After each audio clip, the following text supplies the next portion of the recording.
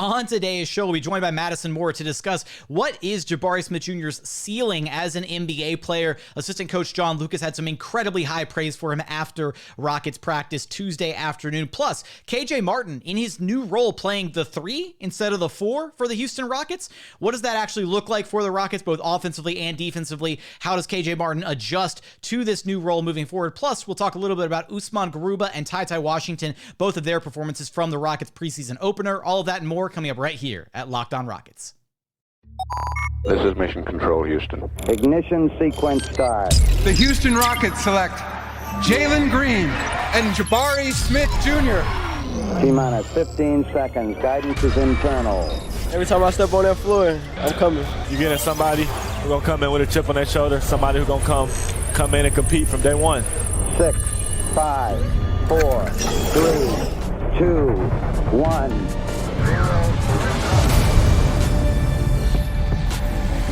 What's up, and welcome to another edition of Locked On Rockets, your daily podcast home for everything Houston Rockets basketball. As always, I'm your host, Jackson Gatlin, native Houstonian, a credentialed media member. I'm also the host of Locked On NBA Mondays, host of the State of the Rockets podcast, as well as Rockets Watch. Be sure to follow along on Twitter at JT Gatlin, and the show, of course, at Locked On Rockets. Joining us now is none other than a Madison Moore, Rockets fan, avid Houston Rockets content creator, and PhD student. This man does it all. Madison, I'm so happy to have you on the show. You can go follow Madison on Twitter at MadmanLeaks. That's Leaks. And on today's show, we're going to probably focus a lot on defense on today's show because John Lucas, Rockets assistant coach, had some very, very high praise for Jabari Smith Jr.'s defense at Rockets practice Tuesday afternoon. We'll also talk about KJ Martin's new role within this Houston Rockets team, him playing at the 3 in the season opener rather than his traditional spot of the 4, which is where he was used a lot last season under Stephen Silas and his, the system last year. We'll also talk a little bit about Usman Garuba, maybe some TyTy Washington, or maybe TyTy's just going to get pushed to the next show. Maybe that'll be the new Easter egg on Locked On Rockets as we just keep pushing TyTy down to the next show. But Madison, first, I want to run this clip from John Lucas from Rockets practice where he spoke so highly of Jabari Smith Jr., his, where he's at right now, his defense. But I also want to say, right from the jump, apparently Stephen Silas out due to health and safety protocols, so he was not available to chat at Houston Rockets practice. Obviously, wishing Coach Silas all the best. Hope it's nothing serious. Hope it's a very mild case of COVID-19. Maybe just a false positive test, something to that effect, and hopefully he'll be back in the saddle before the Rockets take on the Raptors this Friday. But let's dive into what assistant coach John Lucas had to say about Jabari Smith Jr. at practice. Just scratching the surface. I think he has a chance to really be good because one of the things he can do already is shoot, and that helps our spacing on the floor. And he's an elite defender already. And most of all, he reminds me of a guy that I coached before, a guy named David Robinson. He has that kind of demeanor and leadership about him. Oh, and I was muted. That's fun. All right, production value in the tank already. No, so I didn't have my timer up for the clip. I was looking for it, and I was like, come on, when's the clip going to end? I got to be ready to transition back.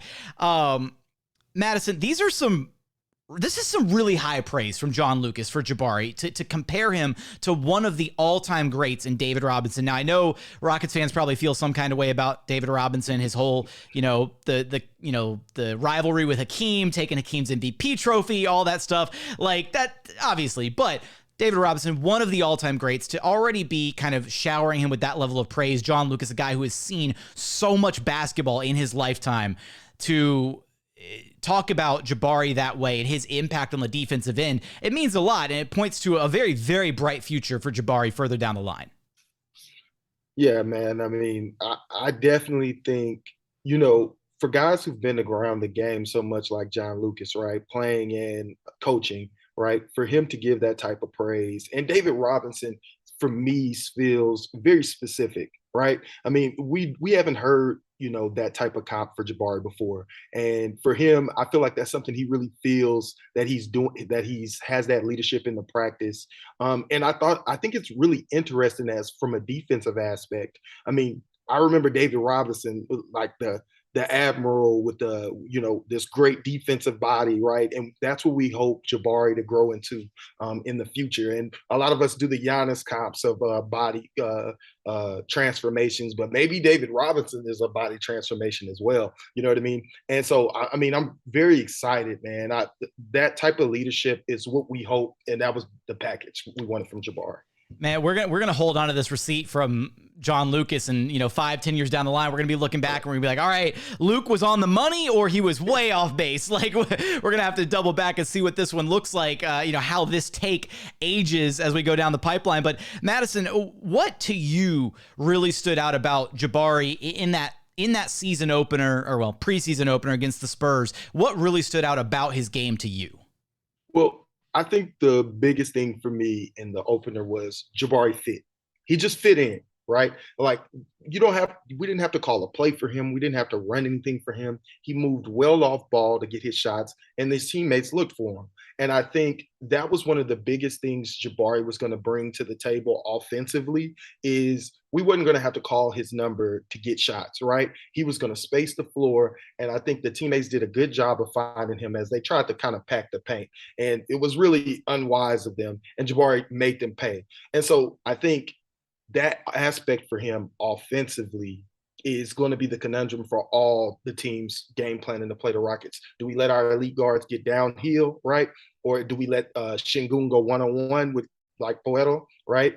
And roast in the paint? Or, do you have to stay home on Jabari? So offensively, I think that was what was most impressive to me, is that this guy you don't have to call a play for him. He's just going to get open and he's going to knock down those shots as an elite clip. And defensively, really quickly, his activity, how much he moved, how much he rotated, he showed so well.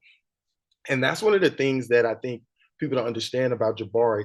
Jabari's mobility, right? His ability to move and cover space, right? Not only with his size, but just his foot speed, right? And so he's usually a step ahead of guys. And even when he makes mistakes on rotations, he's quick enough to make up for them. And so that's what I'm really excited about. So when his mental starts to catch up and get even better, when he actually adds more strength and becomes a tank, he'll become even more elite at that level. So that's what I was really excited about. Yeah, there are very few players that can combine his, level of, lateral quickness, the size, the length, the strength that he already has as a 19-year-old, which obviously it's only going to get better as he, spends time in an NBA strength and conditioning program and adds more to his frame, which again, he's got the wide shoulders. He's got a frame that's going to be able to add realistically, anywhere from 15, 20, 25 pounds over the course of his NBA career before he's truly done like filling out. And you combine all of that with the drive to be a good defender, right? Hanging his hat on defense. And then lastly is, even though, right, it wasn't a perfect game, right? He wasn't flawless. There were some mistakes here and there, rotational issues, stuff like that. Right. But he wants to be a good defender, and he's got good defensive instincts. And it's so rare you find all of that in one package. You might have a guy who has 2 or 3 of those things, but not all of them. And that's why he has the chance to be, to me, a generational type defender. And one other thing that John Lucas did also say, which I thought may have been a little bit of a, subtweet of Christian Wood, is he chimed in at one point during his interview and basically said, we have guys that can score without having the basketball, right? And that to me screamed like, hey, Jabari can score and he doesn't need the rock to do it, right? He spaces the floor, he's out behind the 3-point line, and guys are going to find him the ball, and he moves with the basketball, does all these little things, doesn't need the ball to be effective. And the moment I heard Lucas say that, I was like, all right, that seems like it's got Christian Wood kind of painted all over it. But we're not gonna derail LOR and spend a whole segment or a whole show ragging on Christian Wood, even though we probably could very easily. Coming up, we do want to talk about KJ Martin, his potentially new role as a small forward, as a 3 on the team, and the fact that that's where he played a majority of his minutes, if not, I think maybe all of his minutes in the preseason opener. We're going to talk about that in just a moment after a quick message from our friends over at Prize Picks. Next game, I'm taking Jalen Green to score more than 14.5 points. I'll also take Alperen Sengun with more than 7.5 rebounds. I'll take Kevin Porter Jr. with less than 2.5 turnovers. And hey, why not throw in Jabari Smith Jr. to have more than 3.5 3-pointers made? So what is Prize Picks? How does it work? You pick 2 to 5 players, and if they score as more or less than their Prize Picks projection, you can win up to 10 times back on your money on any entry. There's no competing against other people. It's just you versus the projections that are available. Entries can be made in 60 seconds or less. It is that easy. It's safe. It offers fast withdrawals, currently operational in over 30 states and Canada. So right now, download the Prize Picks app or go to prizepicks.com to sign up and play daily fantasy sports. First-time users can receive a 100% instant deposit match up to $100 with promo code LOCKEDON. If you deposit $100, PrizePicks will give you $100. So again, that's a $100 deposit, you get $100. If you deposit $50, PrizePicks will give you $50. Don't forget to enter the promo code LOCKEDON and sign up for an instant deposit match up to $100. And continuing on here at Locked On Rockets, your daily podcast home for everything Houston Rockets basketball, where we're going to talk a little KJ Martin, where seemingly like we went from, all right, KJ Martin is the odd man out. He wants a trade. He's unhappy, all this, to like, yo, KJ Martin might be getting small forward minutes moving forward for this Rockets team, because it seems like they're kind of maybe bought in on this new, again, defense first, defensive identity, culture. Size is another one, right? The idea that you can not have KJ Martin playing backup 4 minutes and instead have him playing at the 3, where you've got like a 6'7" wing out there instead of running 6'3" EG or 6'3", 6'4" Josh Christopher at the 3 spot, which we saw a lot of last season. So it's kind of exciting times if you're a Rockets fan, if you want to see more size on the floor. And so KJ was actually asked at practice about adjusting to this new role, playing the 3 spot. For sure.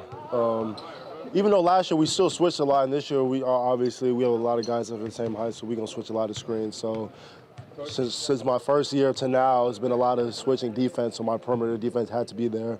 Obviously guarding guards on the wing and being able to guard in the post also.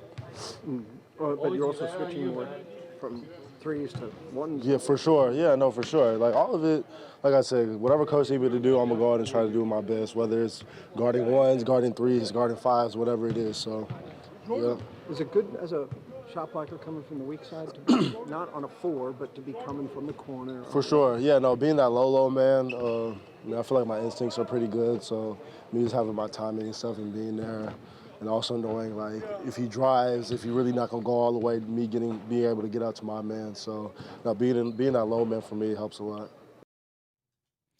So KJ Martin kind of being asked again about, adjusting to that role from a defensive perspective more than anything. How does that change, his role, his responsibilities defensively? And obviously he's highlighting the fact this Rockets team does switch a lot. Although last year it kind of felt like they switched kind of just for the sake of switching. It didn't really feel like they were accomplishing a whole lot with their switching last year. It was like, and that was the funny thing, right? Is Steven Silas has highlighted that a couple times, talking about the fact that like when you switch, like he talked about this during training camp, when you switch, you got to switch with purpose, right? You got to switch like because you're switching aggressively. You're trying to take things away from the other team, not just like, oh, okay, he's heading over to your side of the court, so let's just go ahead and switch guys. Like, yeah, your turn to deal with the ball.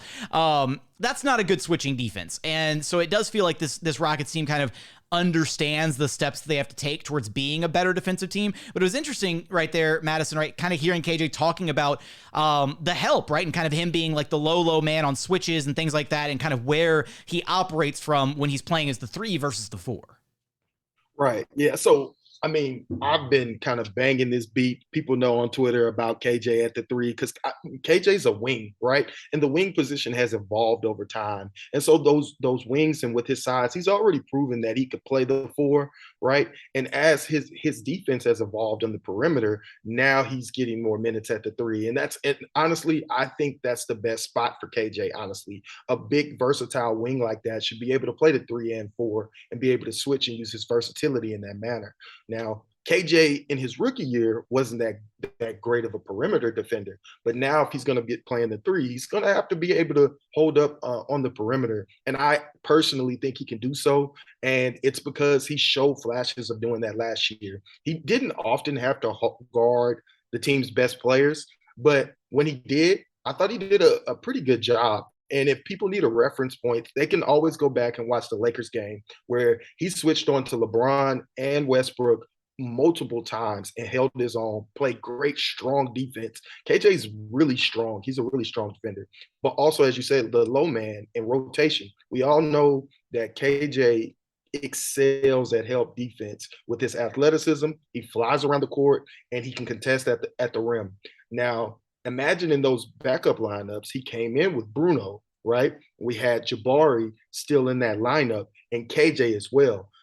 The versatility of a lineup like that with that type of rim protection in our front line is, I think, has tremendous upside, right? Bruno is an excellent rotator right now. Like he makes all the correct rotations, right? And he's early on his rotations and he contests well at the rim. And then we have an alternative guy like KJ who will also help and rotate and contest at the rim at the right time. He got a timely block, or not a timely block, but just advantageous block from a guy in the preseason game where he came up from behind him and used his athleticism. So I think it's a great spot for him. The only thing he needs to do right now is at the three, I think you have to be able to attack closeouts. And I really want to see if he's added that to his game this year. Has he gotten better at putting the ball on the floor and attacking those closeouts? Yeah, that's definitely probably the one part of his game that I think he, maybe needs to focus on, right? Kind of developing that handle a little bit, attacking those closeouts, like you said. Because when he's just moving, right? If he's flying in transition and he can rely on somebody else to feed him the ball, then it doesn't matter, right? Because he takes off from basically the free throw line and you can lob it up anywhere near the rim and he's still going to go up in there and get it. But him being able to do that himself, right? Put the ball on the floor himself would go a long way. Now, I know you took a second there to praise his growth defensively, which that is an area of his game that he has spent a lot of time working on, developing, getting better at. But John Lucas was also, had a lot of praise for KJ Martin, his growth and development on the defensive side as well. Doing good. KJ's one of our best crashers, getting to the glass, getting us several opportunities, and getting to the rim and running the floor. He does that very, very well, and he brings good energy on the defensive end. He's a really good on-ball defender, and he does a lot of good positive things. Is that what led to the change, the on-ball defender? Which improved, that was probably what improved most last year. Is that why? I think that is, and then we drafted a guy, Tari. He's crowded with Tate, him, and finding minutes. So, with his athleticism, and we're pretty small around there, so we can switch and do multiple things with him. So Lucas, obviously, a little bit of a joke there, right? Like, hey, we also drafted a guy who kind of plays that position. So like that, kind of crowded some things over there. And I thought that was, a fun little joke by Lucas. Lucas is one of the best personalities ever. He's such a genuine good dude. Like when he just chops, he'll be chopping it up with us before practice, after practice. And then he gets into the media availability setting. He's just very like, he's not like hard ass John Lucas. He's just very friendly, very upfront. But you'll hear him like out on the court, man. And it's like, he'll be tearing into guys left and right. But it was great, right? To hear him kind of, share that growth that KJ Martin has had, right? And he used the word energy, right?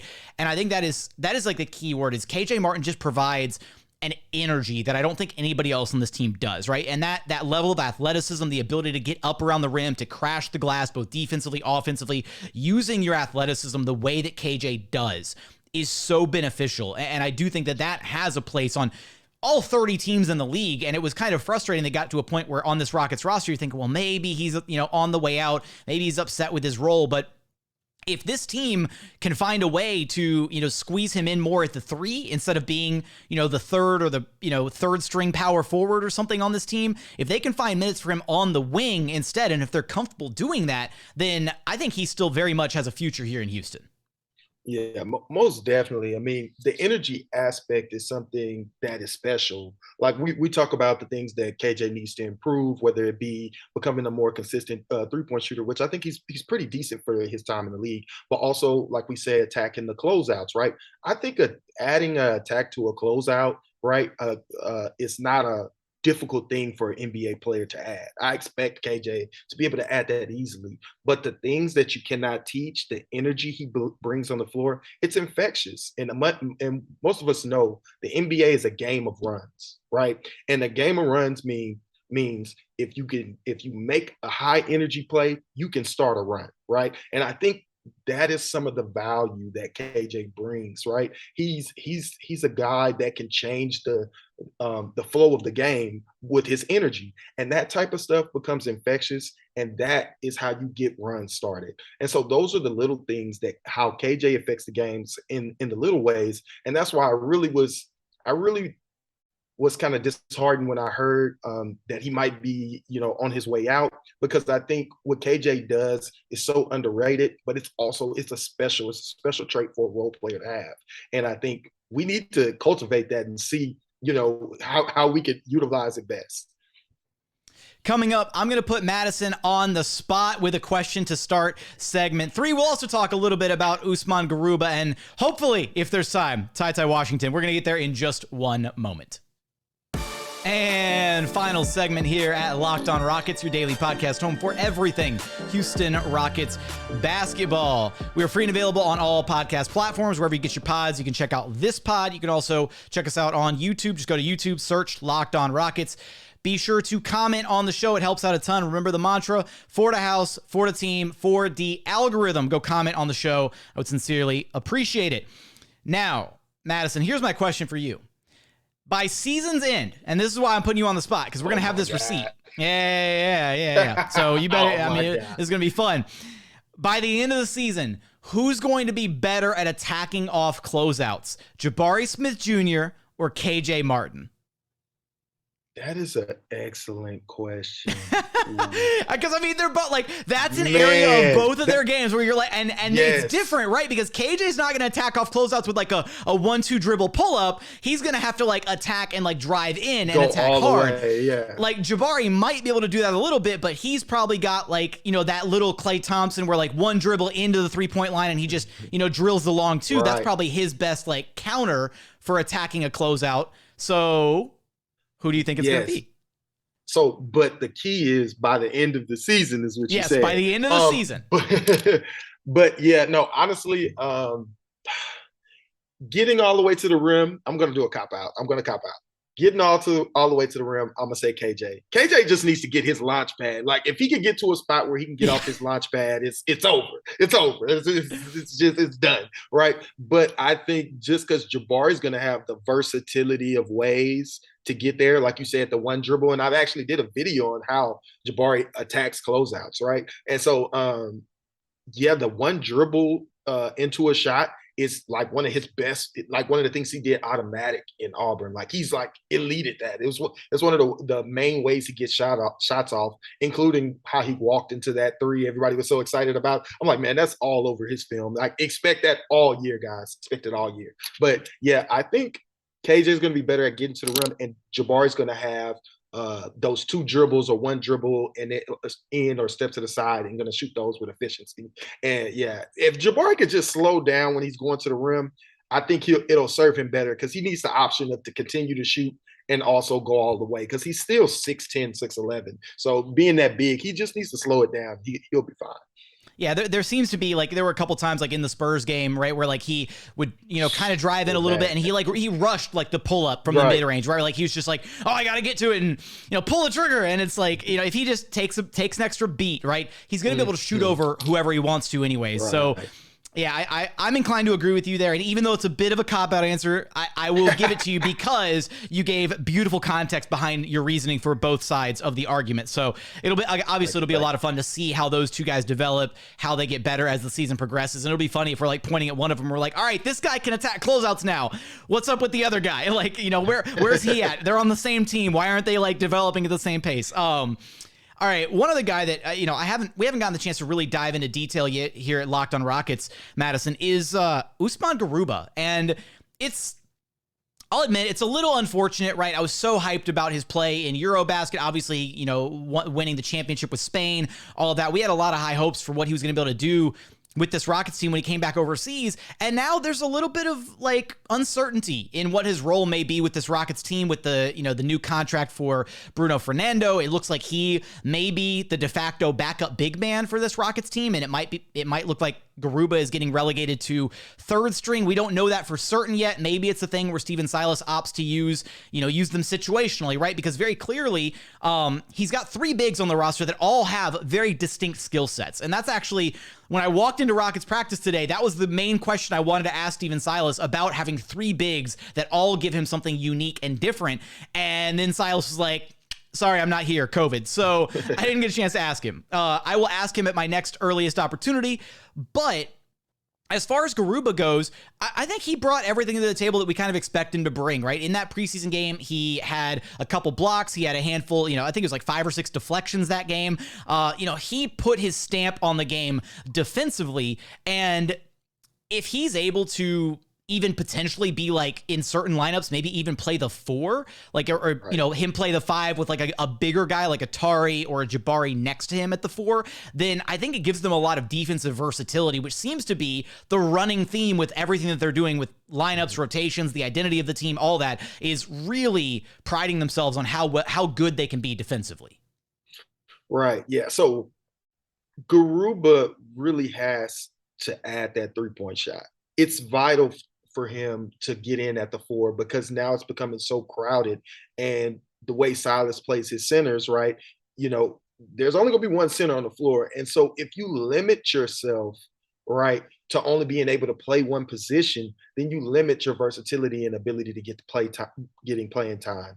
And so what he has to do is he has to develop that 3-point shot so he can get minutes at the 4 and the 5. That'll be tremendous for him, and it'll give him the versatility of playing in different lineups, right? And that actually goes into how we are viewing KJ. KJ was looking like the odd man out, but because he's developed that 3-point shooting, because he's developed his perimeter defense, now he has the versatility to move down and play the 3 as well. It gives them options, and it puts you on the floor. So unfortunately right now, it seems like, well, actually it's a good problem to have. It seems like Bruno is probably winning that backup center spot. And so it looks like he's once again the odd man out. It might not be getting extended minutes. But as for his game, I think he's doing what he's supposed to do, is what he's been advertised to do. It's just not better than what other guys are bringing to the table. And right now, I think he has to ask himself the same question Bruno asked, learned from Capella. What can I bring that's different? What does this team not have? And right now, for me, it's that 3-point shooting. If he gets that, he can have that versatility and he can get some more playing time. I'm inclined to agree with that because, right, he has shown an ability to operate, as the roll man in the short roll. He can be that, playmaker kind of from the middle of the floor, but if he's only giving you that offensively, then you really can only run him at the 5, like you already said. Whereas if he has that 3 ball, then you could get really creative. You could have some lineups where you have Garuba out there alongside Sengun potentially to really throw, have kind of that defensive Swiss Army knife out there. And they were even like in camp when we saw like the brief amounts of scrimmages that we saw, there were some moments where like Garuba was on the black team with Sengun and they were like lined up together on the same team. So, I wonder if that's something that, Steven Silas tinkered with a little bit, played with, and, got a glimpse at throughout training camp just to kind of see how it would look with Garuba at the 4, because the 4 is his natural position, right? That's the position he plays for Spain. But at the NBA level, without that 3 ball, or without a consistent 3 ball, we'll say, he basically is kind of, regulated to, or, pushed into that 5 spot. So I do agree with you there. I think that's got to be the next evolution to his game. But aside from that, defensively, he gives you everything you want out of that spot. And again, it'll be, I'm very curious to see what direction Steven Silas does go with that backup center spot. Because like you said, I do think it's Bruno Fernando's spot kind of right now. I think the 4-year deal kind of cements that fact, especially because they could have just kept him on a 2-way deal, signed him to a 2-way deal, and gotten 50 some odd games out of him if they really wanted to. But that 4-year deal kind of shows a lot of confidence in him, right? They're just like, hey, we like what you're bringing to the table. We want you to stick around. Here you go. Here's the bag. Stay with us. Right.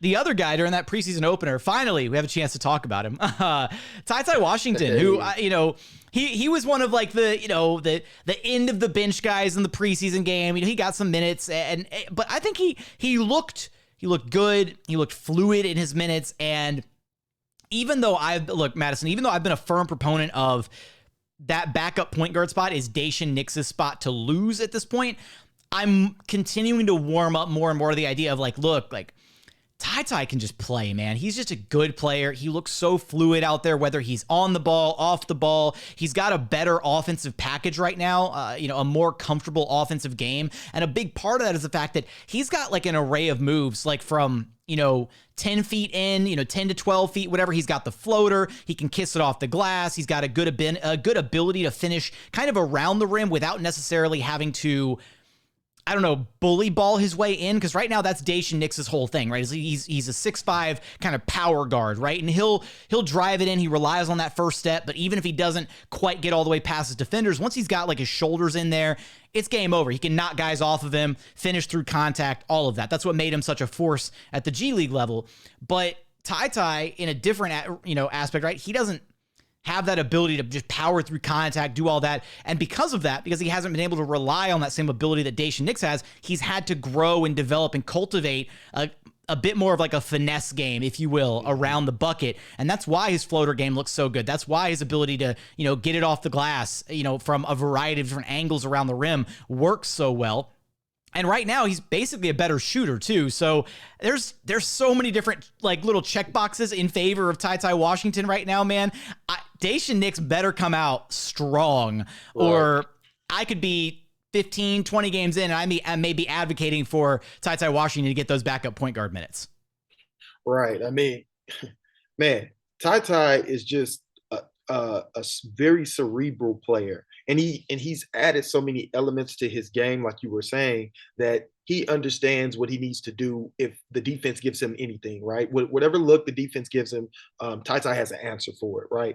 And I think, contrary to, belief, I thought Jae'Sean didn't have a great game, but I thought it was a solid game. I didn't think Jae'Sean played bad last game. And I do think Jae'Sean it's been noted that Jae'Sean had a good training camp. And so I do think, and he deserves the first look, right? So I do think the TyTy Washington praise is definitely not Jae'Sean Nix slander. We just need to get that straight. Like, Jae'Sean Nix had a good game. He had some good reads. He was running the pick and roll effectively. Like, he was doing the things that he does, but he's very much just like that traditional like point guard. Like, that's what Jae'Sean Nix's role is, whereas TyTy's a bit more fluid. He can do the combo guard role a little bit better, is kind of where I'm at.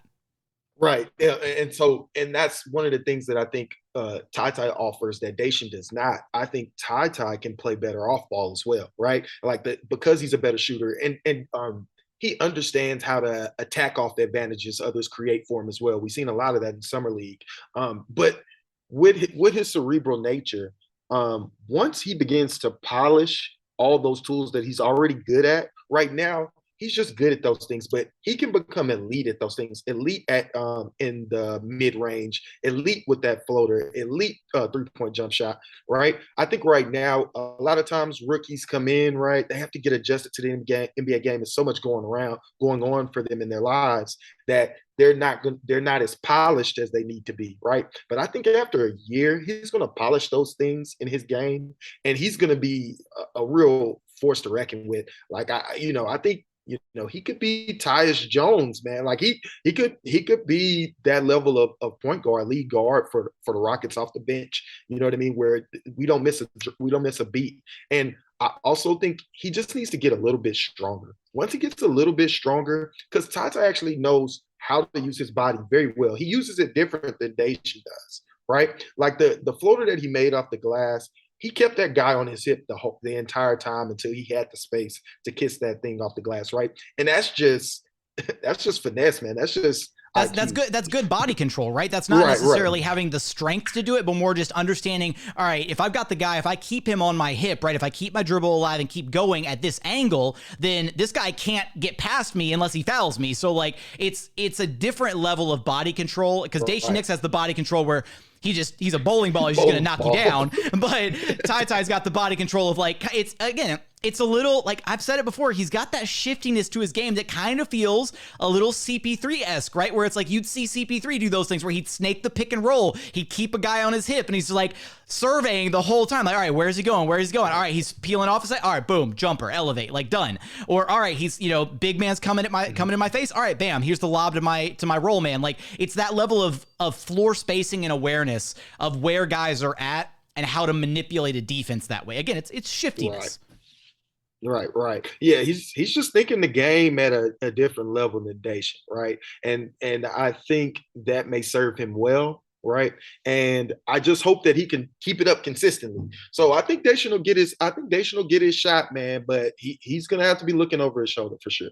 Yeah, Dacian's getting a shot, and again, he better not squander it. That's all I'm going to say. But and TyTy's going to be a better defender than Dacian. I'm almost sure of that, right?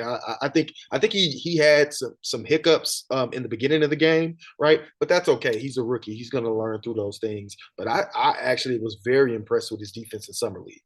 All right, local content aggregators, grab that one right now. Madison Moore says TyTy Washington, better defender down the line than Dacian Nix. Another receipt to pull from this legendary episode. But Madison, it was a pleasure to have you on the program. Do me a favor, let all of our listeners know where they can track you down at. Right, so you guys can follow me on Twitter at MadmanLeaks. I have my content on there. I make Rockets videos from time to time, so my link is up there. You can go follow me and subscribe to my videos and my channel. Appreciate you making the time and stopping by and hanging out with us, Madison. All right. Thank you for having me, guys. That's going to do it for today's episode. Do me a favor and go follow Madison on Twitter. Go check out his content. I'll put links to that in the episode description. But as always, thank you so much for checking out the show. If you haven't done so yet, please consider subscribing wherever you listen to your podcasts. That's Apple, Spotify, Google, the Odyssey app, free and available on all podcast platforms. We're also on YouTube. So go to YouTube, search Locked on Rockets. Be sure to like, comment, and subscribe. But as always, thank you so much for watching. Thank you so much for listening. And we look forward to having you back right here at Locked on Rockets, your daily podcast home for everything Houston Rockets basketball.